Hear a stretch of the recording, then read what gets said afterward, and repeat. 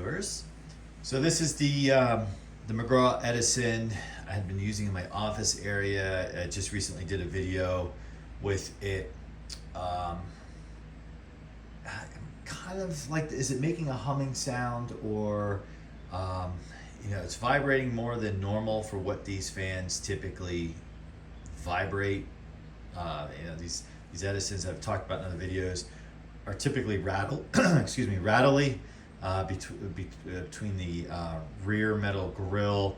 Even if you have everything screwed down, sometimes I find if you add washers everywhere around, it quiets it down. And it's not really because it's out of balance. These things are rattle traps, but and those handles notoriously rattle. It kind of does that. So I've talked about tricks to make that stop. You stick a ball of socks under there, or a stack of Post-its, and it knocks it out. So what I've decided to do is reach into my inventory of McGraw Edison Comfort Fans and pull this one out. Again, this is kind of like the first one. I've had this since 2007. It's the first one since my childhood one burnt up in 1992, and that one had for from the time I can remember as a child, it was around, and we had three of them.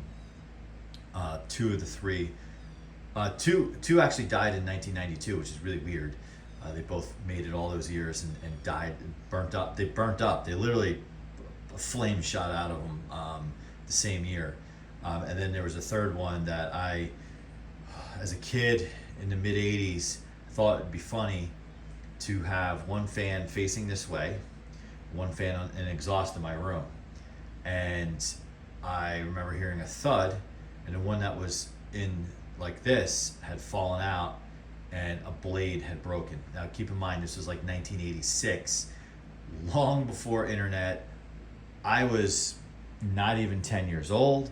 I didn't know how to fix it. So instead, I didn't think to I should hang on to this for parts or whatever. I didn't know. So I decided to try to disassemble the entire thing to see how it was made. I remember my parents were mad at me for what I had done, but even in the mid 1980s, these things were gone. Like you couldn't. I don't think you could buy a brand new one. I think their run ended in the early 80s. Because I do have a vague childhood memory. I probably was 5, and I remember going to a store called Channel, which was the predecessor to like the Home Depots and the Lowe's of the world. This was in Pennsylvania where I lived, and Springfield or Delaware County, and Delco for those of you who know. And I just remember seeing stacks of these, and one of them like on top of the stack, like running. And I remember thinking, oh, we have the same ones. But anyway, when these are facing in, which is typically how most people use a fan in a window, I am not typical. I tend to use them on exhaust, and then in certain areas I do have them on intake, like in the kitchen, and then I kind of create this stream of air moving through the house. So the way these fans are built, the switch is kind of pushed back towards the motor or the exhaust side, so you don't have a lot of space to get the window down on it, so it's easy to fall out. So that's how that happened in the 80s. So I just had this one sitting here like this. I haven't been using it based on what I talked about in the last video. It's not like it's going to the wayside. It's basically going into the project pile, meaning like I have to, I'm going to disassemble it, and if I have to take it all the way down and take the covers off the motor to figure out why that shaft is it just seems like the shaft is not aligned. It doesn't seem like the blades are the problem. It seems like the shafts are kind of bumping up and down. Or the shaft, there's not more than one shaft. All right, so this video is, we're pulling this one out. And going to the bench and pulling out number 2. So number 2 is an unmolested, meaning I haven't restored it or anything like that. McGraw Edison. So here you go, here's another one. The only difference here is it says Comfort Fan versus Comfort Conditioner. The ones I had as a kid said Comfort Fan. So that one from 2007 that I got in 2007, I'm using an exhaust, must be an slightly older model, and the information wasn't clear on it because I've tried to look it up. So this one, the plug is slightly different than the other one. The other one looks like more of like, I put it all the way over in the corner, skinnier, flatter. It's definitely older. I think that one's from the 70s. The other difference here is, I should also point out, is, well, you can see like the rust is starting to happen on either side, is because the moisture in the air is just fan spinning. It's not like it operates when it's raining, but it just, over time, the moisture just hits the side and you get this line. These are notoriously, like most box fans, rust at the bottom. This one's in pretty good shape, and I do stick a coat of wax on them when I clean them to try to like preserve the original paint as much as possible. But once it starts, it's tough to wax that. This one, a couple things to point out, has a sticker here, which is kind of unique to these. And it says factory serviced HD-12. So at some point this was factory serviced. I don't know if that meant that someone returned this at the store when they bought it and it went back to the factory and they inspected it and serviced it and sent it back out. I just don't know. I don't know, and maybe that's one of the reasons this fan's still around, because whatever servicing they did, and I'm sure it was during the production run of these things, or at least when McGraw Edison was in business or when they became Toastmaster.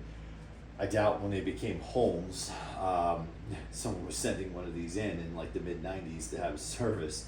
It'd be pretty funny. The other thing too is, what's unique about this cabinet, I should imagine someone did this on their own. Notice these screw holes, these holes, right?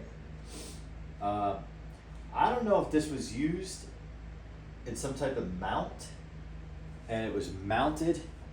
I remember my grandparents, and I wish I had it. Unfortunately, when my grandmother died 4 years ago, I saw it hasn't been used in years.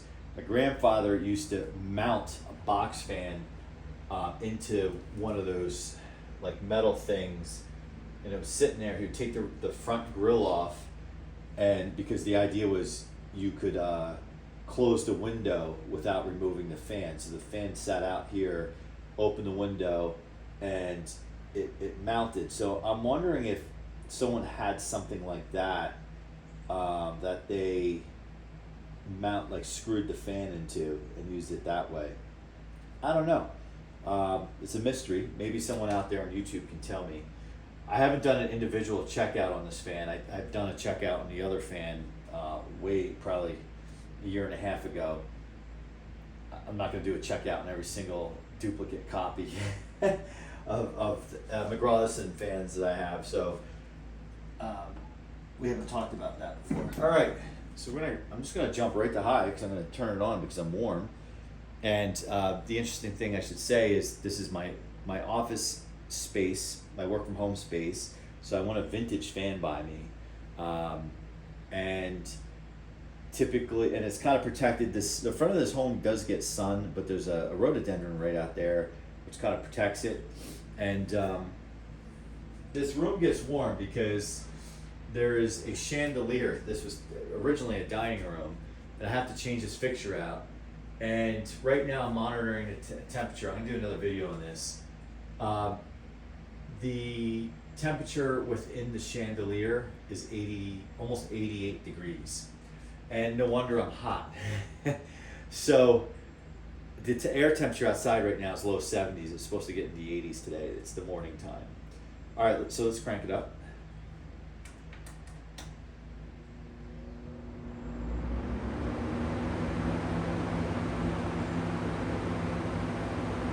So the good news is the hum that I thought was coming out of the other fan, this fan sounds exactly the same. I just haven't really used the McGraw Edison in a while.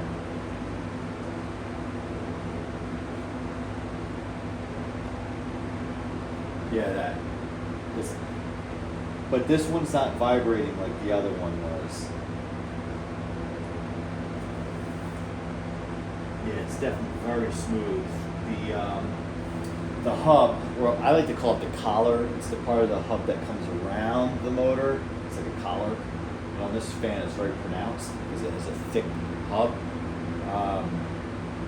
It's not bouncing up and down. And again, I know those blades were not warped or anything like that because they weren't doing that when I removed them in the other fan. So here we go. So we got my second Edison, second out of this style or this model. I think second out of 2 out of 5 now in use. We'll get number 1 back in service again, but we're going to use this one for now. All right. Well, if anyone can tell me what they think those holes are around the cage, you can kind of see them. See there.